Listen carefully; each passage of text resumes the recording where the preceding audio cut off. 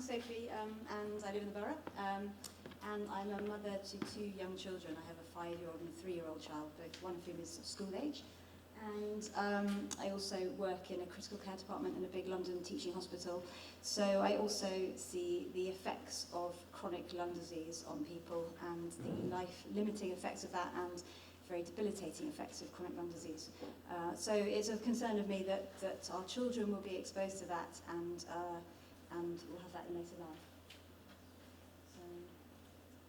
So I understand you've had a whole sort of weekend of this already, so clearly I'm no expert on this, but children, my understanding is, are much more vulnerable to the effects of air quality than adults because they're smaller, closer to the exhaust fumes, and their bodies hold on to pollutants for longer. And I really feel strongly we should be acting now to prevent chronic lung disease in young children in the future. And I haven't lived in the borough that long, only about 2 years, but my understanding is that Kingston was in 2003 was designated as an air quality management area, and some of you have probably lived here for a long time, but I don't have, as a new member of the borough, I don't see myself I didn't come here and think, gosh, how lovely, clean air here. It seems that there's an awful lot of traffic and pollution, in my opinion. So the walking to school, so we walk our kids to school, and I'm quite really noticed the sort of pollution that they seem to be sort of exposed to. And Breathe London study, the KCL did a study this year, children wearing wearable devices that showed that those children were much more exposed to air pollution on their walk to school than when they got to school, and those kids that walked the back streets were exposed to a significantly less amount of air pollution. I see lots of parents walking the same route as us, but we all take the back routes, a lot of them go down the main roads.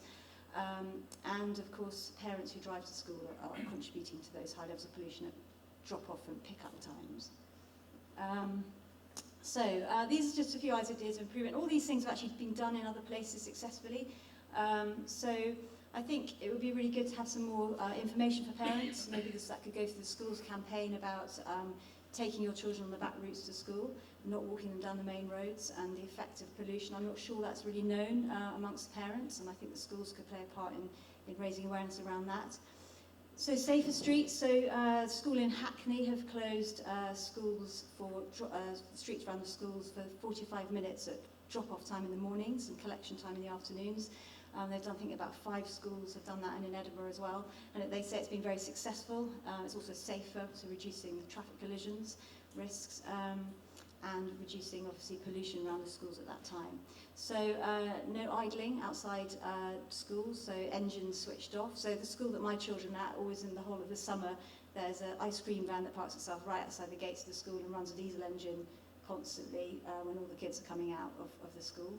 So I think that would be good. And some schools, there's a school in Sheffield that have done green barriers around the playground, so they've planted sort of hedges around and on the main roads to absorb some of the particulates and the pollutants. So those are just a few ideas, but as I say, they've all been done before.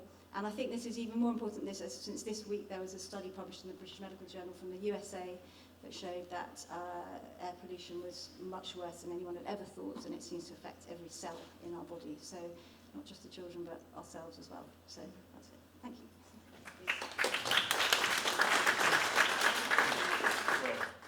So next up, we're going to hear from John Frey. So John, can I have you to the front?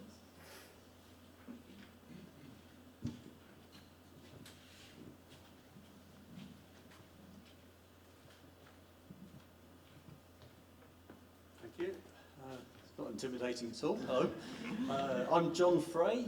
I've been a resident of the borough for about 20 years or so. I'm representing here the Kingston Cycling Campaign, and there it is. There's a presentation at the back there. The big idea here is low traffic neighbourhoods. It's kind of the latest buzzword for something that's been around for quite a while. We've got some similar sort of things in the borough. Some of you may know them as home zones, where the idea is to stop through traffic so that the residents can enjoy better air, less noise, less road danger. And there we are. I should have brought a printout of this presentation. I'm not used to giving presentations so much.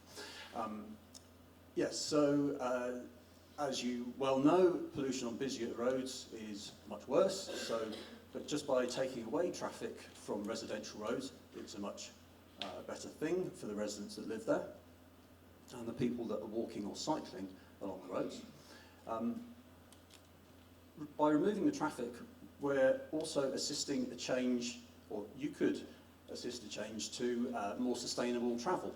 So if there's less traffic, there's less danger, therefore people think that it's better to walk and cycle. And this is a bit of a virtuous circle, so that's what we want to enable.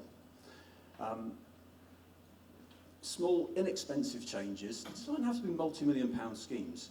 Just by careful analysis and working out where you could put in some restrictions to stop certain types of vehicles, or sometimes all motor vehicles, you can make a big difference to traffic patterns and therefore air pollution.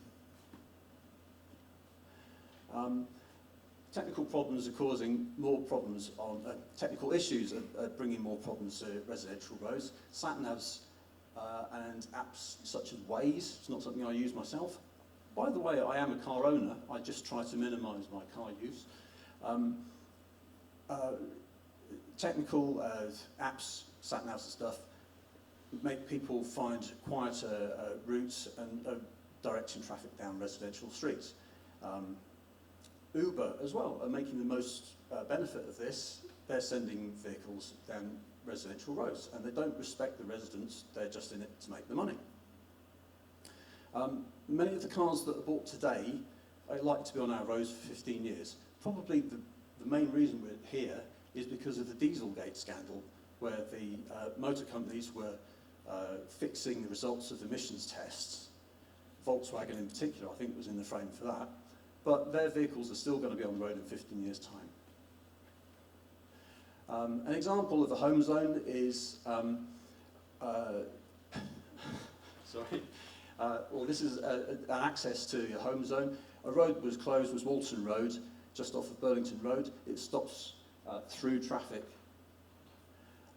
into the Cavendish Road home zone, which we might now call a low traffic neighbourhood. It's before people cutting through this residential area to avoid the Fountain Roundabout in New Malden.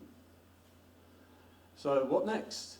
The thing to do is to start with a conversation about residents, about the level of air pollution in their area and traffic levels, safety and their quality of life.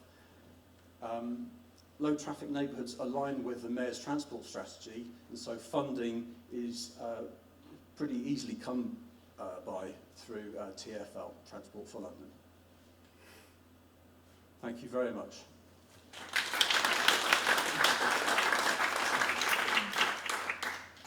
That was great. Thank you very much, John.